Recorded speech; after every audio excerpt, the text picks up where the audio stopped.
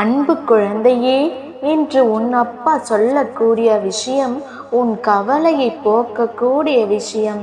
ஏனென்றால் என் அன்பு குழந்தை பல வேதனையில் இருக்கிறது. அந்த வேதனைக்கு காரணம் ஒரு ஆண்மகனே. ஆனால் அந்த ஆண்மகன் உன் வாழ்க்கையில் மிக பெரிய விஷயத்தை செய்து விட்டான். ஆனால் இன்றோ உன்னை நினைத்து அழுது கொண்டிருக்கின்றான். இதோ உன் அப்பா ஒவ்வொன்றாக சொல்ல போகின்றேன்.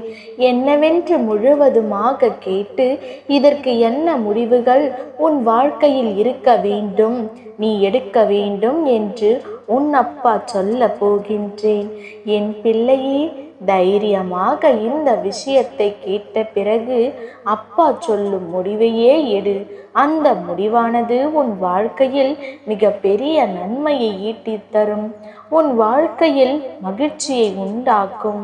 அதனால் அப்பா சொல்லும் விஷயத்தை கண்ணீர் வடிக்காமல் என் பிள்ளை தைரியமாக கேட்க வேண்டும்.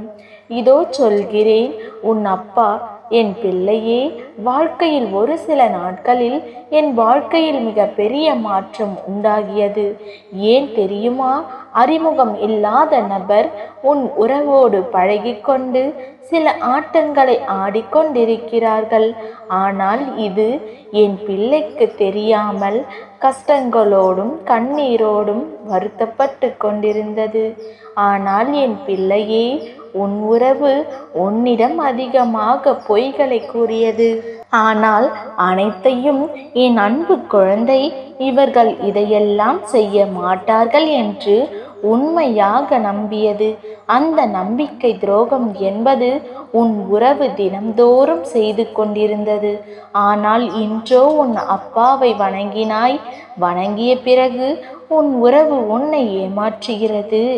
என் அன்பு குழந்தையே என்று வெட்ட வெளிச்சமாக நான் காண்பித்து விட்டேன். ஆனால் அதை தாங்கிக் கொள்ள முடியாமல் என் பிள்ளை தினமும் தவித்து கொண்டு வருகிறது. பல நாட்கள் உன் பேச்சை உன் உறவு கேட்கவில்லை. நீ என்ன பேசினாலும் என்ன சொன்னாலும் எரிச்சலூட்டாதே என்று தேவையில்லாமல் அலட்சியமான வார்த்தைகளை அள்ளி வீசியது. அதையெல்லாம் என் பிள்ளை பொறுத்து கொண்டது. இதற்கு காரணம் உண்மையான அன்பு இருப்பதனாலே அனைத்தும் என் அன்பு குழந்தைக்கு அனைத்தையும் சகித்து கொண்டது. ஆனால் இப்பேற்பட்ட பிரச்சனை உன் வாழ்க்கையில் வரும் என்று நீ கனவில் கூட நினைத்திருக்க மாட்டாய். அந்த நினைவுகளால் என் பிள்ளை இப்பொழுது வாடி வதங்கி கொண்டிருக்கிறது. ஆனால் அங்கே உனக்கு செய்த துரோகத்தை கொஞ்சம் கூட நினைத்து பாராமல் அந்த உறவோடு சந்தோஷமாக வாழ்ந்துவிடலாம் என்ற கனவோடு அந்த இடத்தில் சென்றார்கள். ஆனால் நம் வாழ்க்கையில் எதை விதைக்கிறோமோ அதையே அறுவடை செய்ய முடியும். என் பிள்ளையே, அதைத்தான் இன்று உன் உறவு அறுவடை செய்து கொண்டிருக்கிறது. வாழ்க்கையில் நம்பியவர்களுக்கு துரோகம் செய்தால் உடனே நியாயம் கிடைத்து விடாது என்று நீ நினைத்து விட்டாய். ஆனால் உனக்கு துரோகம் செய்த மனிதர்கள் தண்டிக்கப்படுவார்கள். இதற்கு காரணம் என்ன தெரியுமா என் பிள்ளை? அதுதான் முக்கிய காரணம். வாழ்க்கையில் பொய்யான உறவை உன்னிடமிருந்து விலக்கி வைத்தேன். உன் முகத்தெரியை அவர்களுக்கு தெரிய வேண்டும் என்று அந்த உறவின் முகத்தை நான் உனக்கு காண்பித்தேன்.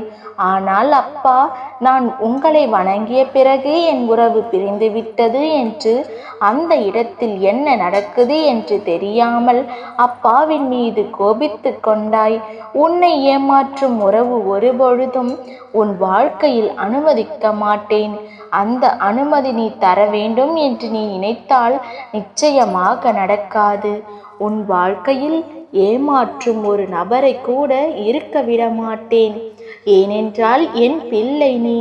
உன்னை ஏமாற்றுவதற்கு தந்தையாக இருந்து ஒரு குழந்தையின் கஷ்டத்தை உருவாக்குவதற்கும் காயப்படுத்துவதற்கு நானே எப்படி உறுதுணையாக இருப்பேன்?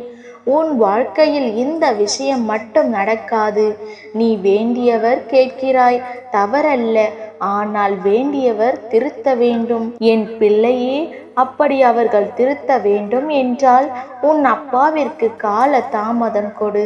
அந்த கால தாமதம் ஏற்படுத்தினாலும் உனக்கு கடைசியில் நான் சந்தோஷத்தை கொடுப்பேன். அப்பொழுது உன் உறவானது உன்னை நினைத்து கண்ணீர் வடித்து கொண்டிருக்கிறது.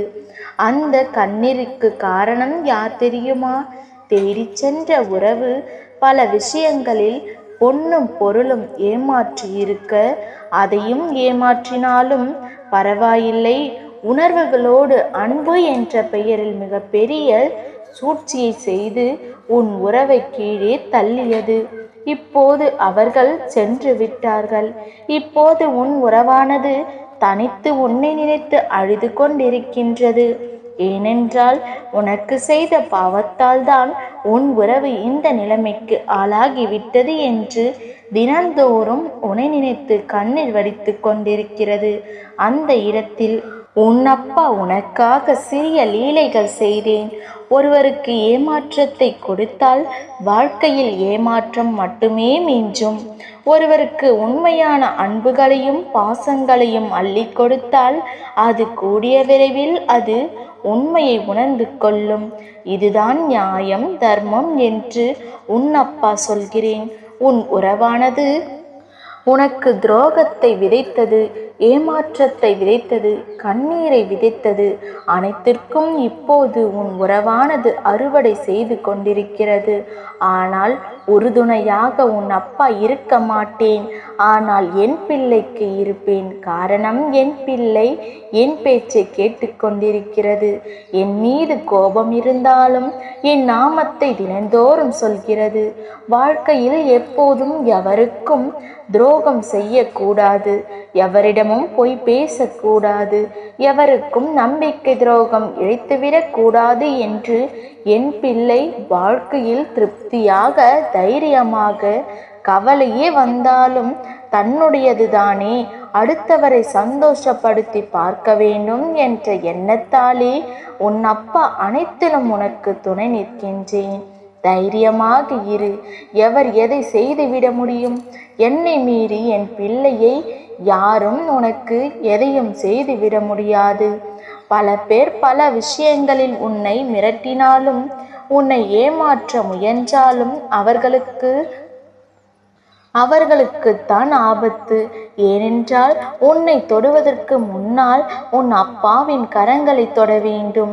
என்னை தொடும் மனிதர்கள் கெட்ட எண்ணத்தோடு வருபவர்கள். என் உதியே அவர்களுக்கு பேசும். ஏனென்றால் என் உதியானது அக்னி குழம்பானது. அதை தீண்டினாலே போதும்,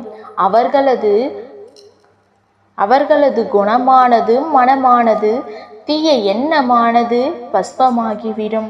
என் பிள்ளையே, அதனால் தைரியமாக இரு. இப்போது உன் உறவானது கண்ணீரோடு உன்னை தேடி வருவதற்கு அதிகமாகவே வாய்ப்பிருக்கிறது.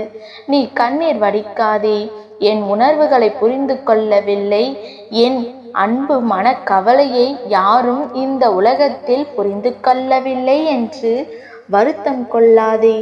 உன் வாழ்வில் அனைத்தும் புரிந்து கொண்டு உன் அப்பா நான் இருக்கின்றேன், பிறகு எதற்காக கவலை கொள்கிறாய்?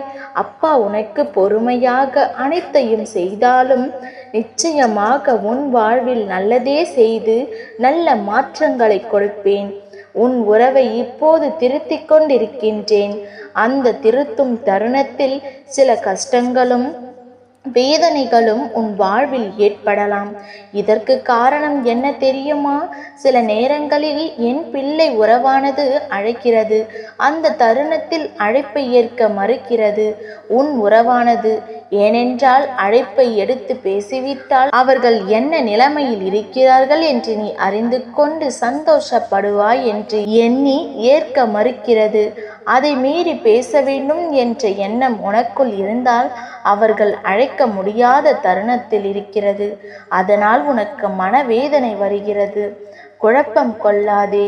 என்னிடம் ஒப்படைத்து விடு. நான் சரி செய்து நீ என்று புரிய வைத்து அனுப்புகின்றேன். நீ அவர்களை தேடி போகாதே, அவர்கள் காலில் விழாதே. ஏனென்றால் சிலருக்கு சிலரின் அன்பு அதிகமாக கொடுத்தாலும் அந்த அன்பு சில மனிதருக்கு புரிவதில்லை.